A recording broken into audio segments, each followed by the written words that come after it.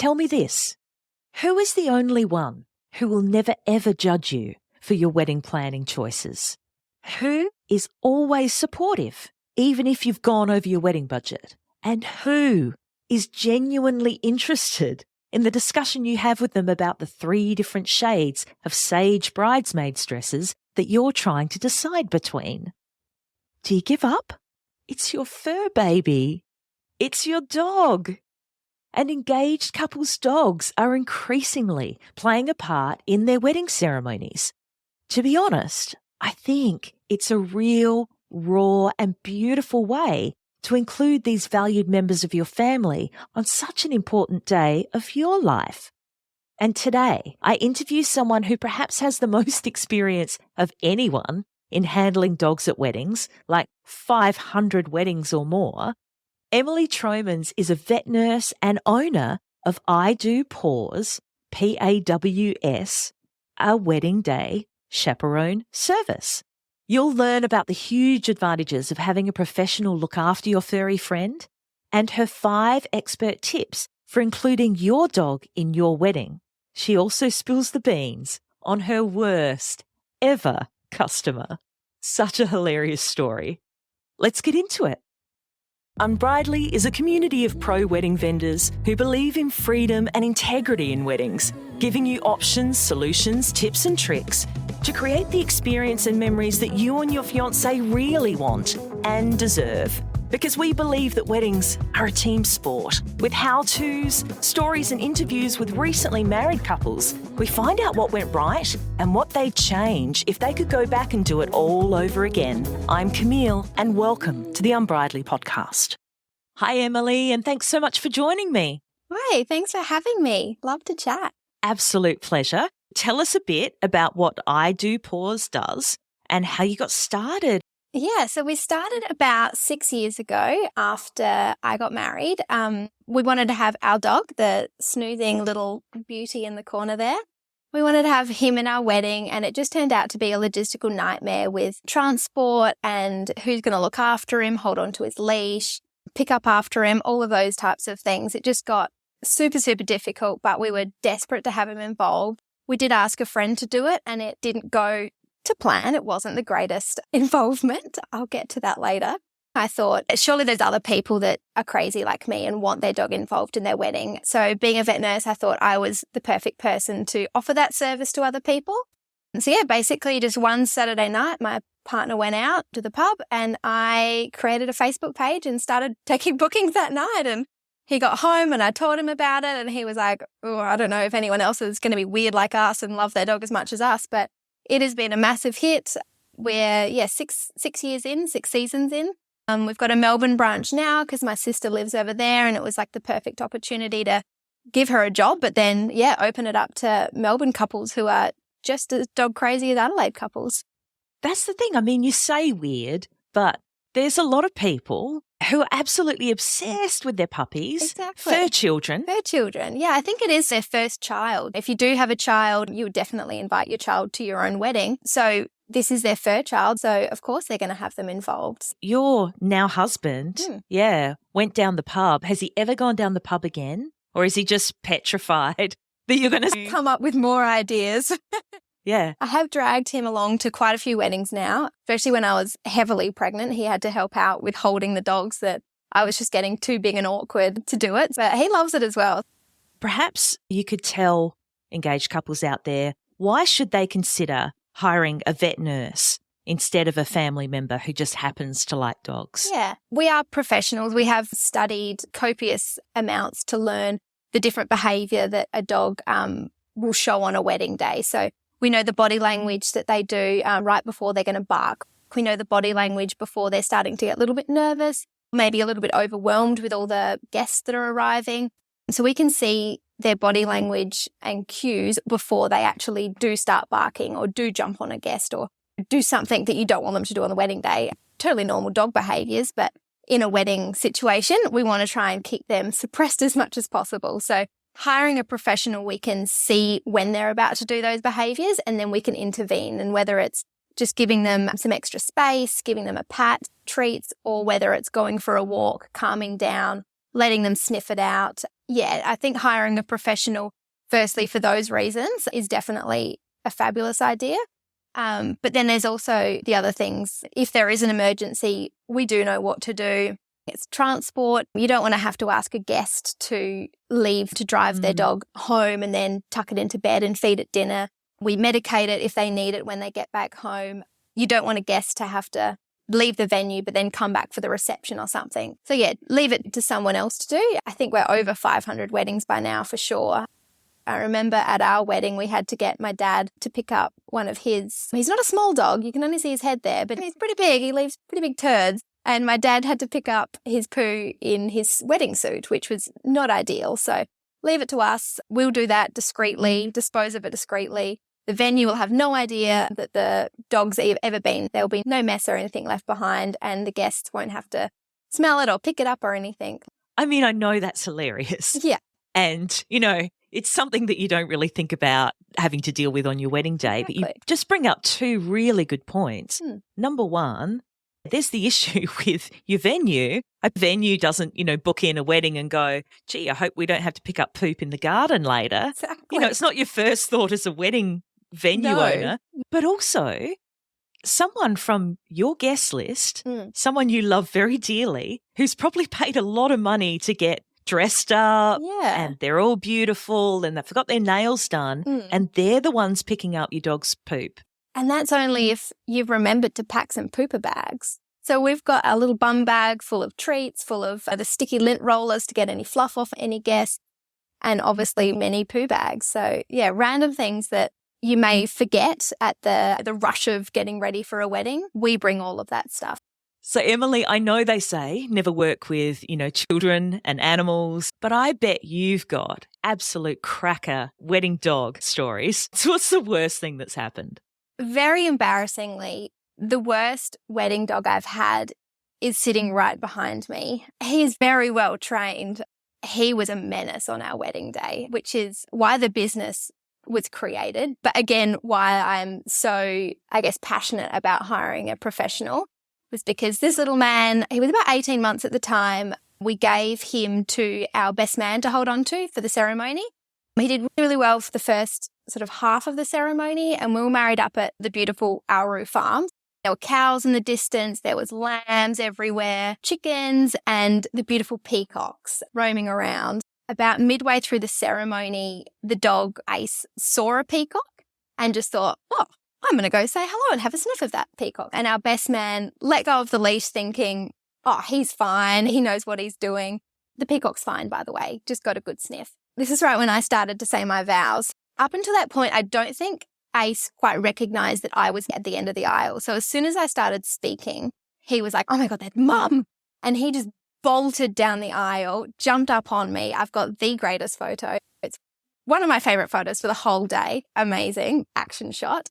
He jumps up, kisses me on my cheek, knocks me into the celebrant, which then gets knocked into the bridesmaid.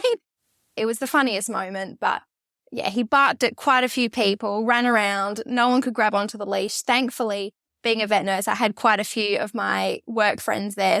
So one of the vets grabbed onto the leash and was able to calm him back down. Yeah, really funny moment. But yes, he's definitely been my worst behaved wedding dog to date. 6 years later, he still takes the crown. And I always say to the couples when I meet them, dogs have, like children, a mind of their own. If they want to do something, that's fine. We just go with the flow and we go to plan B. I've got basically up to plan Z ready to go just in case something happens. You've got to be on your toes at all times with the dog. So that means when the vows are going on, I rarely listen to them. The big kiss, when everyone claps, that's when the dog gets raised up a little bit. I've never seen a big kiss because I'm always giving treats and trying to get things out of my bum bag, trying to keep the dog happy, or walking in the opposite direction if it is noise reactive. So you don't want someone, a family member, to have to get up and walk away when that happens and miss the big moments. Over 500 weddings. You must have some wonderful memories of some of maybe the best dog moments. Yeah. Can you share any stories with us? Let's face facts. You've always been the planner and the organiser, and your fiancé's eyes glaze over a little when you start talking about the details of your wedding day. but you really need someone to share this all with, to bounce ideas off, and someone who's not going to ruin the surprises, but also be supportive and maybe even offer a different perspective. So when you're needing to get a second opinion about your bridesmaid, your in-laws, or your first dance song, Unbridely Couples is your safe space. Unbridely hosts a private Facebook community where modern engaged couples can share ideas, chat and solve problems, and generally just get freaking excited about their wedding. We also have a curated list of experienced wedding vendor professionals in there to offer suggestions and tips, insight into how to get the most out of your big day. But with no unsolicited DMs or pushy sales tactics, it's just not what Unbridely is about. So you can search for the Unbridely Couples group on Facebook or just click on the link in the show notes. I'll see you in there. Some of my favourites are the surprises. I love seeing like the overwhelming surprise when they see their dog. So we've done quite a few where one fiance might give the gift of their dog coming on the day to the other fiance. So they'll think it's a first look. One of them might have their back turned and think that their fiance is going to be standing behind them when they turn around and the dog's there, and just like the jaw drop and the tears flow. And yeah, it is very beautiful to see that raw emotion on the wedding day. They're obviously like emotional for everything else, and then they see their dog and the dog just calms them down and brings them back to family and what they're really there for. We had one 2 weekends ago where no one knew that the dog was coming. We were hiding in the bushes the whole wedding. And then right when the celebrant says, "Oh, and where's the rings?" we came down the aisle with the dog. Obviously the couple knew at this stage, but none of the guests knew that the dog was coming. So that's always another extra surprise, which is always really beautiful to see. So sometimes you have one partner surprise the other, but do you ever have, and I don't even know if this is a thing or whether you consider it, but do you have, let's say, a maid of honour want to surprise the couple and arrange things through you without even the couple knowing? The couple had been talking about having the dog there and what a great surprise that would be. And the wedding party, all the bridesmaids and the groomsmen got together and bought our services as a gift on the wedding day. And I think it was leaked to the couple a couple of days beforehand, just so the dog was in the right place and everything like that. Oh, that's adorable. Yeah. I love it. We want to help those couples who have dogs and who would really love them to be a part of their day. So what are your 5 expert tips for including your dog in your wedding? Firstly, I would say try and work out your dog's behaviour. Not all dogs are going to be comfortable with 80 guests or plus at the wedding. We don't want to have stressed dogs or anything like that. There's always ways to calm them down, but if we know going into it behaviourally what they're capable of, then it makes our day so much easier. You can always go, I always say, take your dog to a football game or somewhere where there's lots of people, lots of clapping, and see how your dog reacts to it. If they are barking and they're going crazy and you don't think that they would settle down and relax for a wedding, then maybe your dog is not appropriate. But there's always ways around it. Quite a few weddings that we come for just for the photo. So that's once all the guests have gone up to canapé hour and it's just the couple, the photographer, us and the dog. That's super low key, couple photos and we're back home again. So there's always ways around if you think your dog isn't ceremony appropriate. Number 2, hire a professional. I thought I knew most of the advantages, but I hadn't thought of a couple that you've brought up, cool. Emily. And yeah, the thought of my mother-in-law with a poop bag on my wedding day, that was the one that sold me. Obviously someone who looks after these puppies and, as you said, can read their behaviours and body language to know what's coming and can anticipate their needs. And know what to do when we see those needs, know how to calm them back down. And we're also fully insured. So if anything does happen, which thankfully, honestly, when I first started this business, I thought there was going to be inappropriate poos down the aisle or pulling a leg on the arbor or something. I don't know how we've gone through like 6 wedding seasons plus without any inappropriate toileting, but we have. We meet up with the couple beforehand and we get to know the dog's behaviour. If we decide when we do the meet-up that the dog would benefit from a big 1-hour walk before the wedding, then we suggest that to them. So we always arrive to weddings half an hour before the ceremony starts. That's just so the dog can have a really good sniff, because sniffing does help calm dogs and relax them and just get used to new surroundings, because majority of the time they haven't been to the venue before. They just want to sniff. They obviously want to go to the toilet. And then we can greet the guests one at a time because that can help settle them. It is quite daunting if 100 guests are already there in a small lawn space and all of a sudden the dog's having to go in and perform at their best behaved that they've ever been. That could be quite daunting. Tip number 3? Tip number 3 is thinking of the dog's role. If you want to have them as flower pup or dog of honor or ring bearer, there's the dog sneezing. Bless you. There's so many different roles that your dog can play on the wedding day, which is always really cute. So come up with a cute role or ask us what you think behaviourally the dog would be capable of. We could always come up with some fun suggestions or come up with some new ones. I had an amazing one last night where the couple emailed me saying that they want their dog to show each guest to their seat at the reception. I just think that's the coolest thing when people come up with like new ideas. That's awesome. But you've got to really think about how you want them to be involved. And I'm guessing that means, the length of time that you want them to be on site. Exactly. Whether they want a longer package because they want them there for first look photos or they want them there for sunset photos or they just want the short, sharp, shiny, which is just ceremony, just a couple photos after and head home. So expert tip number 4, Emily, what have you got for us? Please tell all vendors that the dog is attending. I'm sure you have experienced this multiple times when I've rocked up with the dog and you're like, oh, Emily's here with the dog. Surprise your partner or your guests, not the vendors.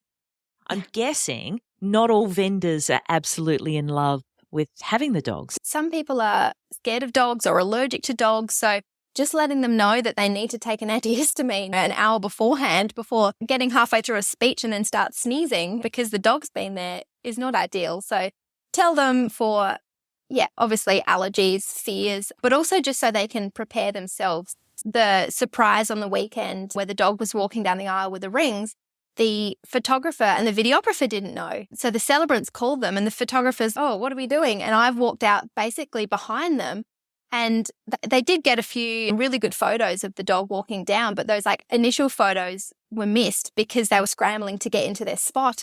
Tip 5, Emily. Tip 5 is attire. I love rocking up to pick up the dogs and they've got cute little bow ties or beautiful leashes, bedazzled harnesses or flower crowns, thinking about what the dog's going to wear, which is always something that we ask when we meet them anyway, but thinking ahead of time because Etsy can be slow or the post can be slow. They might have an old daggy harness or a bright purple leash or something that completely clashes to their colour scheme that they may have picked. You don't want that showing up in photos. So we do have a couple backup leashes in case we do rock up and they have completely blanked on getting an outfit. But cute leash, cute attire like flowers. Always go through your florist. I've had so many DIY flowers being made that break before we even arrive. You got to remember the dog is trying to sniff, so putting their head down a lot. Things around their neck does get worn pretty quickly. So the professional florists, they know what to do and they'll probably use the same flowers as the bouquets to make everything match. Do you find, Emily, in your experience, when dogs are wearing something cute, some sort of floral crown thing or something around their collar, I'm wondering, do you see dogs get a little bit distressed? Yeah, so that's why we try and get couples to order their attire in advance so they can practice it at home. So whether they're getting dressed up to the nine and just walking around the house so nothing's getting dirty or ruined, just to help practice putting it on, taking it off. We can't practice with flowers. Just putting something around their neck, bowl or something that's similar weight, just to help them practice having that around their necks so they do start to get comfortable with it. Lots of treats always helps. If on the day we do find that the animal is distressed from wearing it, we just take it off and we might put it on for photos or just say, sorry, it hasn't worked. That's a really good tip too. I love that, Emily. Yeah. With every step that you've talked about there, if your dog's not up to it. We can always adapt and go to the pared back option. Whatever the dog wants, basically, the dog gets. We don't try and push the dog into anything that they don't want to do. I would imagine very heartening for a lot of pet owners to go, well, I know my baby's not as well behaved as they could be, but I want them to be a part of the wedding, but I don't want it to all be for nothing. Like you said, your A to Z contingency plan. Exactly. Emily, if couples are lucky enough to be in Adelaide or want to come here for a destination wedding, where can couples find you? our website, just idopaws.com.au. We've got lots of inspiration photos on there, contact page. Yeah, go from there. So good, Emily. Thank you so much. No, thanks for having me. Thanks for the chat. That about wraps it up for this episode of the Unbridely podcast. For the links and resources we mentioned, please head to the show notes. And if you love the show, please review and subscribe on the podcast platform you're on now so you don't miss out on a single episode. Thanks so much for listening. And remember, weddings are a team sport. Catch you soon.